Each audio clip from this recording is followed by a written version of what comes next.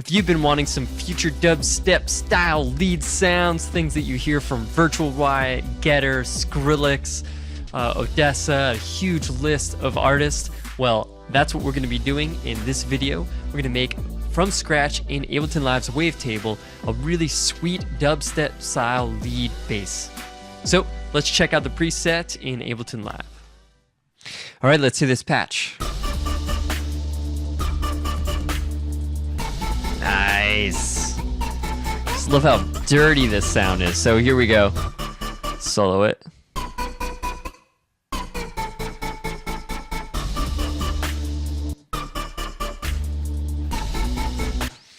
This has got like a really cool, gritty harmonic movement thing. I love this patch. So we're going to build this from scratch in Ableton Live. All right, so first thing I'm going to do is I'm going to delete this preset.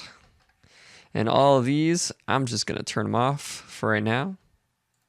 Shrink them. All right, I'm going to go to Instrument, Wavetable, and drop it in. Just for quick and ease of making this thing, I'm going to hit this triangle right there. Going to make this full screen. That way I can see everything right in one place. And I'm going to start off with putting on the sub oscillator. I'm going to go to around -1. And the tone, I'm going to bring that up a bit. Sweet. I am also going to go up 12 semitones on the transpose.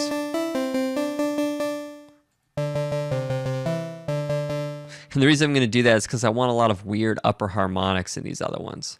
So, first oscillator. I'm going to go with basics, keep the basic shapes, but I'm going to go up about 66%. Bam. But the thing with this one is I'm actually going to set the FX to classic, and this is going to give it a much more unique sound. So here we go. Right? But by changing the sync amount, I'm going to put that to 30. I just get a few more harmonics there that I like. And on the semitone, I'm going to go with 24, which will raise it up.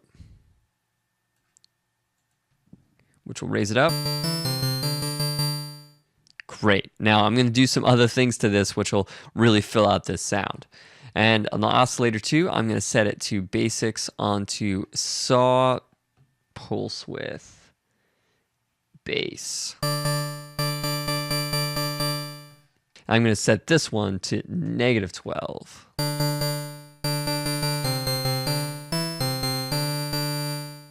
Great. Now let's really start shaping this sound with the filter and the modulators. So on the filter, I'm just going to bring this back, give it just a little bit of a resonance, around 30%. My frequency is around, I'm going to type this in, just 900. What I'm going to want to do is I'm going to want to actually map this to my LFO1. So I just click this, go to LFO1, and I'm going to go up to 64.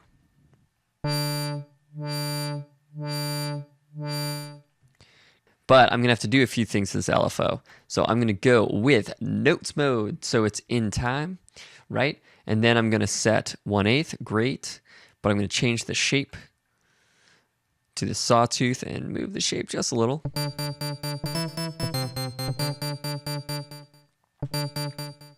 Great, we're getting there. Now there's a few things. One of them is the release time was too long, so we kind of heard that tail almost if it was a reverb. And the other thing is I don't want this to start right there. I want to start it at the very beginning of this sound. So I'm going to change this offset to 186. Because I want it to be open and then closing that filter as it goes. And I'm also going to set my amp amount to that LFO1. Going to go up to 77. I'm going to lower the octave on my keyboard. That sounds a lot better. All right, so pitch, I'm going to set to envelope 2. I'm going to go -12 on that. But I have to change this shape a bit. So I'm going to put up the decay all the way up, and then sustain is great, release is great. The attack I'm going to put to 0. But there's a unique shape that I'm going to put in here, and that's going to be over in value. So on the peak, I actually want it to be 88, which is saying that the attack is happening, with 0, but it's not at full volume. And that way I get this little curve that's happening right here. I actually want a little bit less.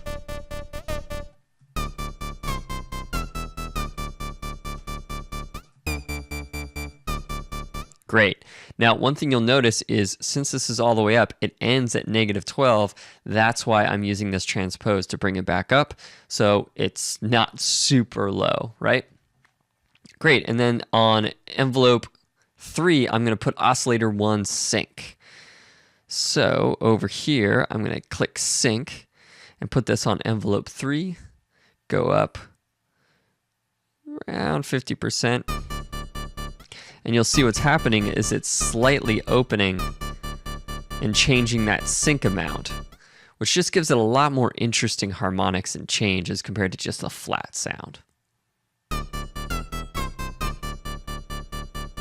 Great, now there's a few other things I want to do. I actually want to change this amp amount. I'm going to put that up all the way. The attack and everything is great. Envelope 3 is good. I'm not using LFO2, so we're all great there. The last thing I want to do is, actually there's 2 things. One, I want to put on mono to 140, and unison I'm going to put over to noise.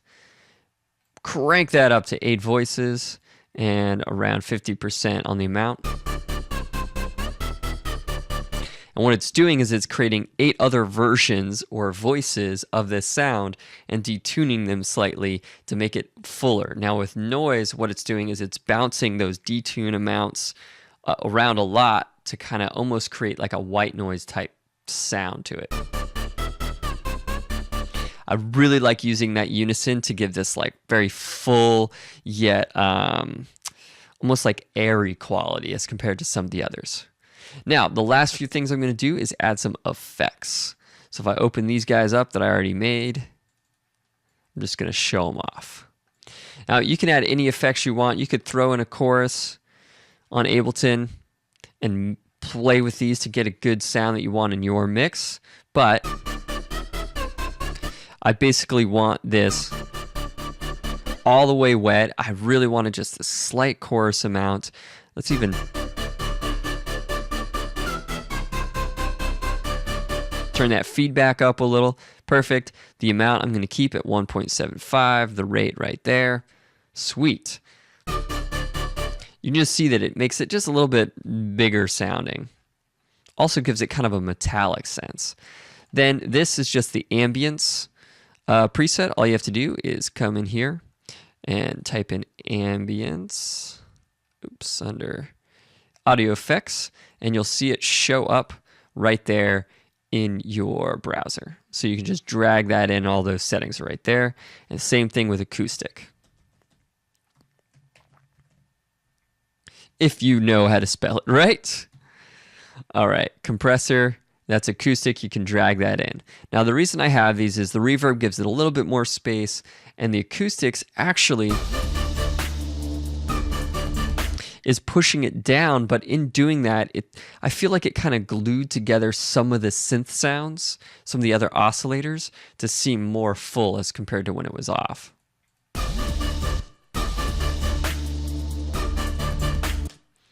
So bam, there we go. Let's shrink this.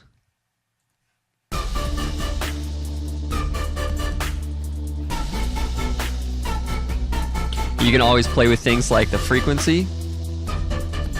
You want it more plucky, dirtier.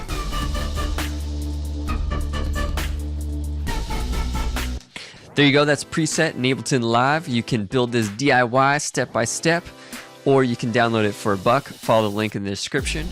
And I also have a gigantic future bass collection of bass sounds, leads, pads, you name it, all around like that flume style getter, kind of in between dubstep and future bass lush sounds. Check it out. There'll be a link in the description if you want to grab it. And yeah, make sure you subscribe. I'm going to have a lot more videos like this with presets I'm making in wavetables, so you can level up your sound design, get some cool new presets to play with. So thanks a lot.